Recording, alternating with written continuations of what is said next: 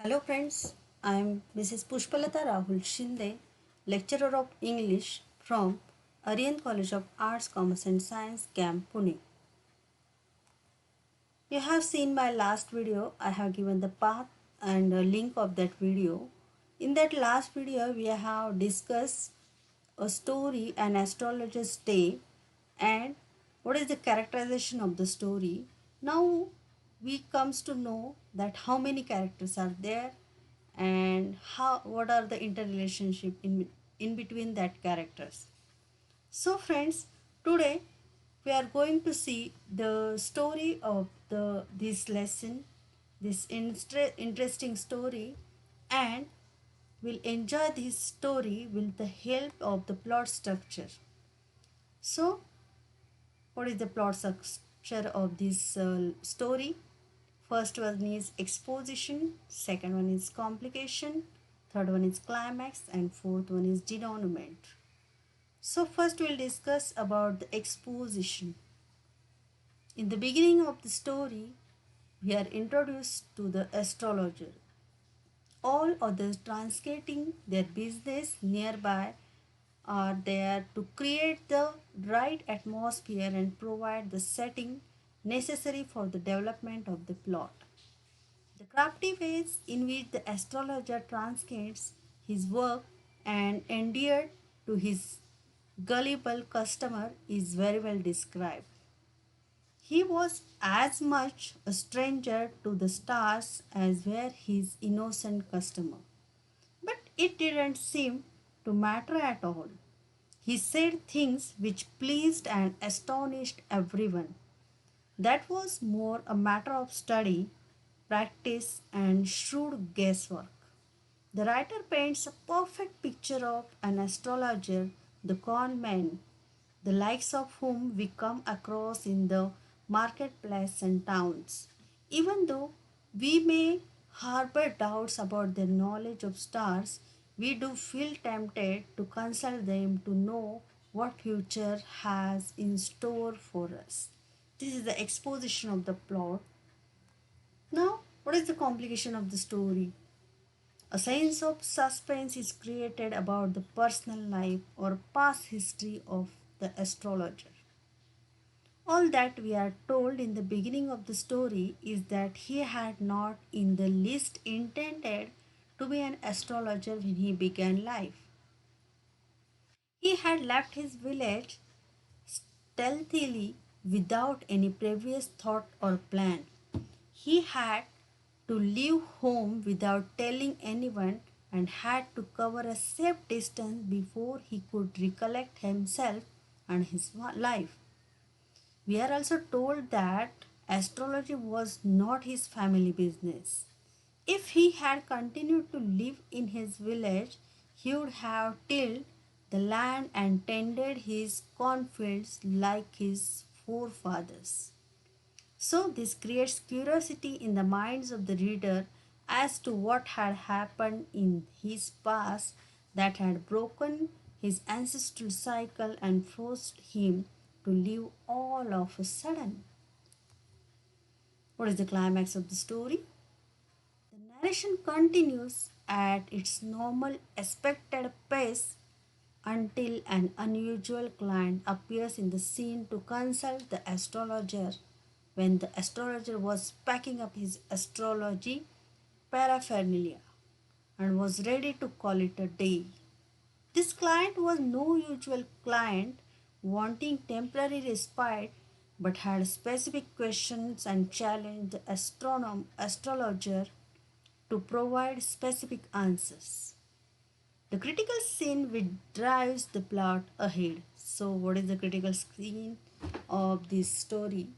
As the stranger lit his cheroot, the astrologer caught a glimpse of his face by the matchlight, and for some obscure reason, the astrologer now felt uncomfortable and tried to wriggle out of the whole thing. The workplace setting described in the beginning of the story is well geared in evolving the critical scene of the story. The stranger won't let go to the astrologer challenge his challenge. What the astrologer says hereafter takes the client as well as the reader by surprise. He was left for dead. A knife had passed through him once. He was pushed into a well nearly in the field. The effect is further heightened when the astrologer even gives out his correct name. Guru Nanak is a completely stumped when asked about the whereabouts of a man who stabbed him and left him for dead.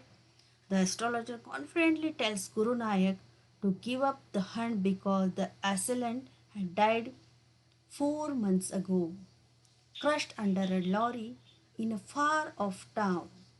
The astrologer also advises Guru Nanak to go home and stay up there and never travel southward again. This episode leaves us with a newfound admiration for the astrologer. How could we so correctly read the stranger's past and even known his name?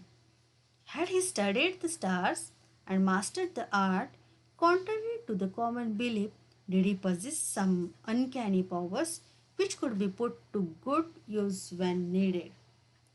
And the denouement of the story. The story takes another twist when the astrologer reaches home and confides his wife the reason why he had run away from home, settled here, and married her. All these years he had thought that the blood of a man was on his hands. His past incidents had happened when he was a youngster, got drunk, gambled, and got into a quarrel.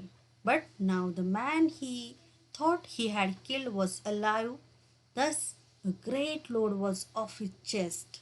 This is the reason why the astrologer had to leave his village without any plan or preparation. And this was how he could so correctly talk of Guru Nanak's troubled past. The story thus ends with an incredible twist. A murdered man turns up to consult his murderer, who is now an astrologer, regarding when he will be able to have his revenge. The murderer recognized him by the matchlight when the former had lit his chariot, but he cannot recognize his old enemy in his grab as an astrologer.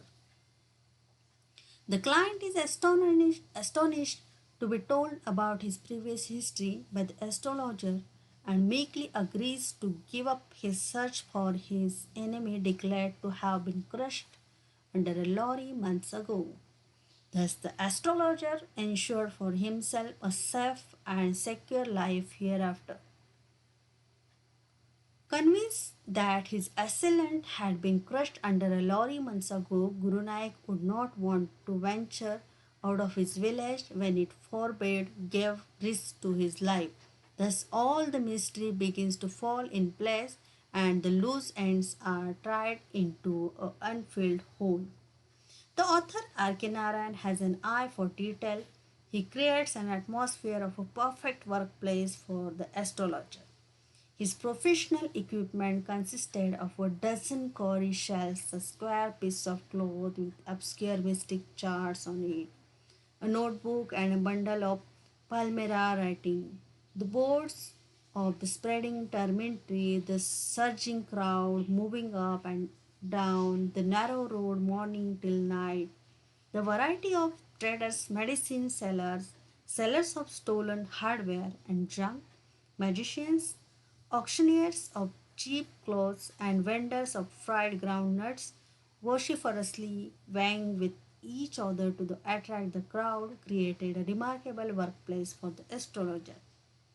The light and smoke of the checking flare above the groundnut heap enchantment of the place created the lacking of lightning, hissing gas lights, and bearding crisscross of light rays and moving shadows created the right setting for an astrologer. So, friends, in this way, we come to know the relationship in between the astrologer and the strange man, that is the Guru Nayak. So, I hope that now you are coming to the story. You may have a little bit idea about the story, what happened in the story. So, thank you very much.